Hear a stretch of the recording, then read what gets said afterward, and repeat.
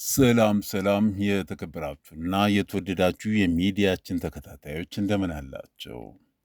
ከሰሞኑ በሞት ያጣነው የነጻነት ወርቅነህን የቀደመ ሕይወቱን በተመለከተ ቤተሰቦቻቸው በተለይም ወንድሞቹ ታላላቅና ታናናሽ ወንድሞቹ በአንድ የዩቱብ ሚዲያ ላይ በመቅረብ ስለ ወንድማቸው የተናገሩት ነገር እጅግ አነጋጋሪ ሆኖ ውለዋል።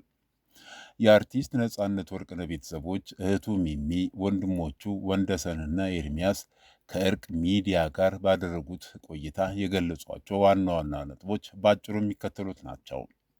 ነጻነት በትዳሩ ደስተኛ እንዳልነበረና አሜሪካ በነበረበት ወቅት ባለቤቱ አስፈላጊውን እንክብካቤና ድጋፍ እንዳላደረገችለት ገልጸዋል። ለሕክምና ህንድ በነበረበት ወቅትም ባለቤቱ ስለ ጤንነቱ ሳይሆን ስለ ቤት ግዢና ስለ ገንዘብ ተጠይቀው እንደነበር እህቱ ገልጻለች። ቤተሰቦቹ የቅርብ ጓደኞቹ ነን የሚሉ ሰዎች በተለይ አስናቀ የሚባል ጓደኛው ነጻነትን ከመጠጥ እንዲርቅና ጤናውን እንዲጠብቅ አላደረገውም ሲሉ ወቅሰዋል። አስናቀ ከቤተሰቡ በላይ እኔ ያውቀዋለሁ ማለቱና የቀብሩ ዕለት የነበረው ሁኔታ ቤተሰቡን እንዳሳዘነ ተገልጿል። ነጻነት መኪና እንደሌለው ተደርጎ የሚወራው ስህተት መሆኑንና 8 ወር የሞላው መኪና እንዳለው ተጠቅሷል። ለልጆቹ ቀለብና ለቤት ኪራይ ከፍተኛ ወጪ ያደርግ እንደነበርና በአሁኑ ወቅትም በስሙ ምንም አይነት የገንዘብ ማሰባሰብ ስራ እንዳይሰራ ቤተሰቦቹ አግደዋል። በጭንቀት ጊዜ ለረዱት ባለሀብት እንዲሁም በሕክምናው ወቅት አጠገቡ ለነበሩት እንደ ተዋናይ ኤልሳቤት ወይም ቀጮ ላሉ ወዳጆቹ እውቅና እንዲሰጥ ተጠይቋል። በአጠቃላይ ቤተሰቦቹ ነጻነት በሕይወት እያለ የሚገባውን እንክብካቤና እውቅና ጓደኝነት እንዳላገኘ በምሬት ገልጸዋል። የኔ ጥያቄ አሁን ከሞተ በኋላ ወጥቶ እንዲህ የቤተሰብ ገመና ማውጣቱ ተገቢ ሊሆንም ላይሆንም ይችላል። እስኪ በዚህ ጉዳይ ላይ ቤተሰቦቻችን የሚሰማችሁን አስተያየት እንድትሰጡ በዚህ አጋጣሚ ጠይቃለሁ። ይህ ጉዳይ እንግዲህ በዛሬው ዕለት በተለያዩ የማህበራዊ ሚዲያዎች በኩል እጅግ አነጋጋሪ ጉዳይ በመሆን ውለዋል። በሌላ በኩልም አንዳንድ አስተያየት ሰጪዎች ነጻነት ወርቅነህ በትዳሩ ደስተኛ አልነበረም፣ የነጻነት ወርቅነህ ቤተሰቦች በዚህ ጉዳይ ላይ ወደ ሚዲያ ቀርበው የተናገሩትንም ጉዳይ በማንሳት የተለያዩ አስተያየቶችን በመስጠት ላይ ይገኛሉ። ነጻነት የዛሬ 4 ዓመት ወድቆ ሐኪም ቤት ሲሄድ አይሲኤምሲ ሆስፒታል የአንጀት መድማት ነው አሉኝ ብላ ተናግራለች። እህትየው አሜሪካ ጥሩ ሕክምና አለ ሂድ ተብሎ ነበር። አሜሪካ ሄደ። አሜሪካ ሄዶም ሚስቱ ቤት ውስጥ ወደቀብኝ አለች። አሜሪካ ያልተመቻቹለት ነገሮች እንደነበሩ እህቱ ገልጻለች። ከአሜሪካ የተመለሰው በጣም ከፍቶት ነው። ጉልበቱ እንደታመመ የተናገረውም አሜሪካ ሀገር ነው። አሜሪካ ሀገር ከሚስቱ ጋር ተጋጭተው ለእኔ ደወለልኝ ብላለች ታላቅ እህቱ ሚሚ። ስመጣ የምናወራው ነገር አለ ብሎኝ ነበር። ሲመጣ ስለመከተው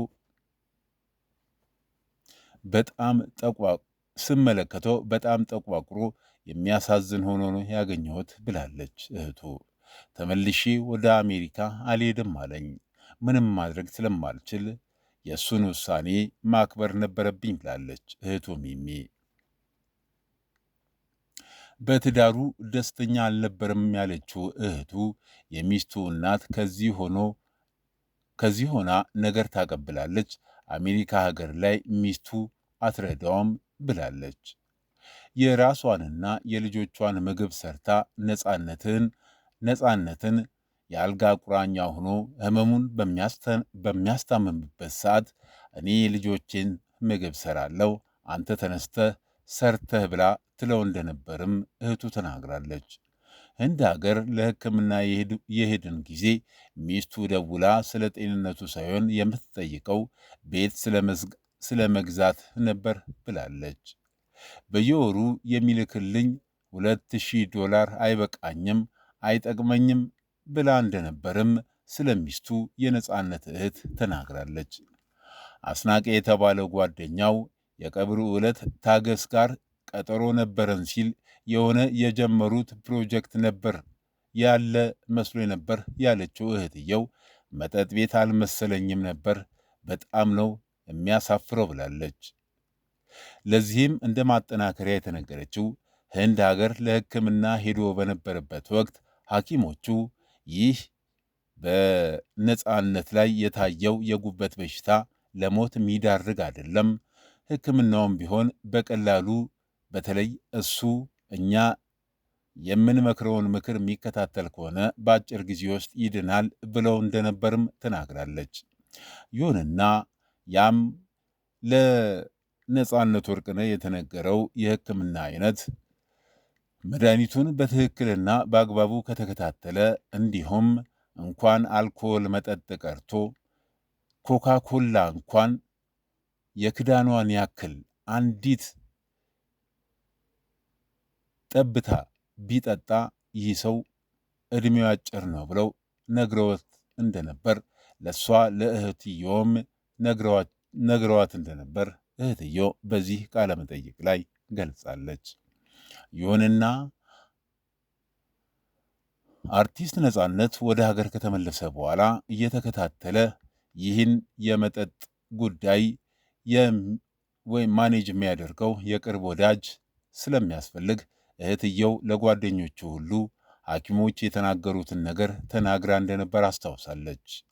በተለይ ላለፉት 29 ዓመታት ከነጻነት ወርቅነህ ጋር ተለያይተን አናቅም፣ የተለያየ ነውም መኪና ከገዛ በኋላ ስለሸሸኝ ነው ያለው አቶ አስናቀ ይህን የሕክምና ወይም የሐኪሞች የዶክተሮችን ትዕዛዝ በተመለከተ ከእህትየው የሰማውን ነገር በጓደኛው በወዳጁ በወንድሙ ነጻነት ወርቅነህ ላይ ክትትል በማድረግ መጠጥ እንዳይጠጣ ማድረግ ሲገባው በየመሸታ ቤቱ በተለይ ታገስ የሚባል ግሮሰሪ ውስጥ አብረው እንደሚውሉ ሲጠጡም እንደሚውሉ እየተደወለ እንደሚነገራት እህትየው ገልጻለች። አስናቀ ደውሎልኝ ነፂ መኪና ሲገዛ ሸሸኛለች ያለችው እህቱ ነጻነት መኪና የለውም ያለው ለጎፈንድሚ እያመቻቸ ስለነበር ነው። ነጻነት መኪና ከገዛ 8 ወር የሞላው መሆኑንም እህትየው ገልጻለች።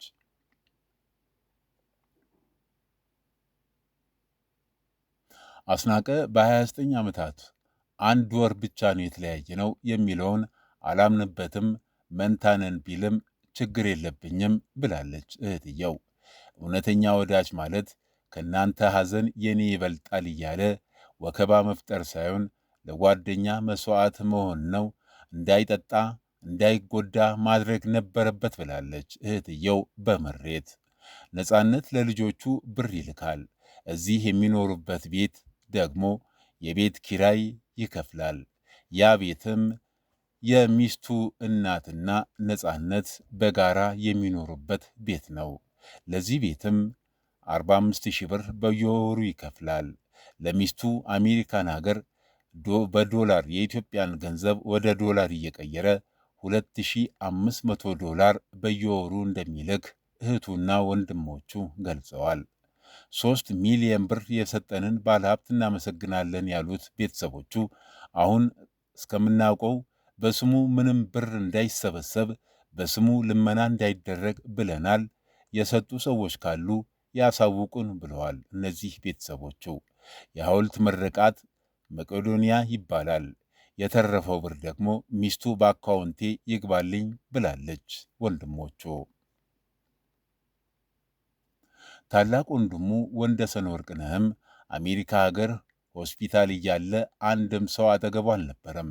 ሚስቱ እዚህ ከእናቷ ጋር ተከራይቶ ከሚኖርበት ቤት ቡትቶህንና መጽሐፍትህን ይዘህ መሄድ ትችላለህ ብለዋለች ብሏል። ወንድም አሜሪካ ያልታከመበት ምክንያት ባለቤቱ ስላልረዳቸውና ፈቃደኛ ስላልነበረች ነው ብለዋል።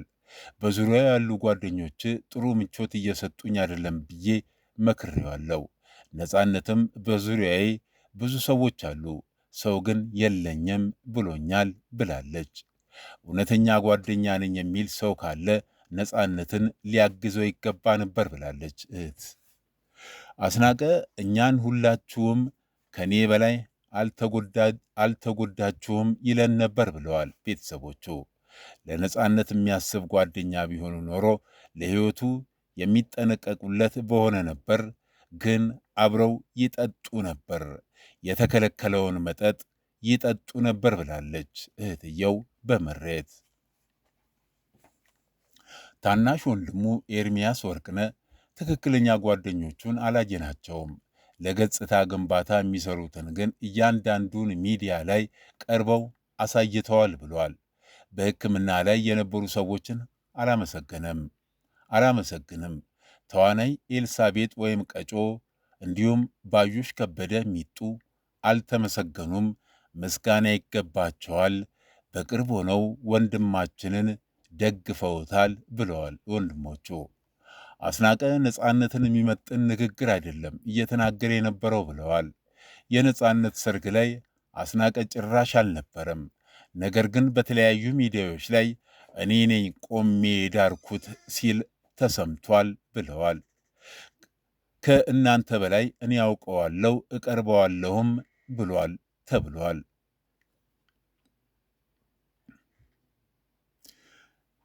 የተከበራችሁ ቤተሰቦቻችን ስለ ነፃነት ወርቅነህ እህትና ወንድሞቹ የተናገሩትን በዚህ መልኩ ወደ እናንተ ለማድረስ ሞክሬያለሁ።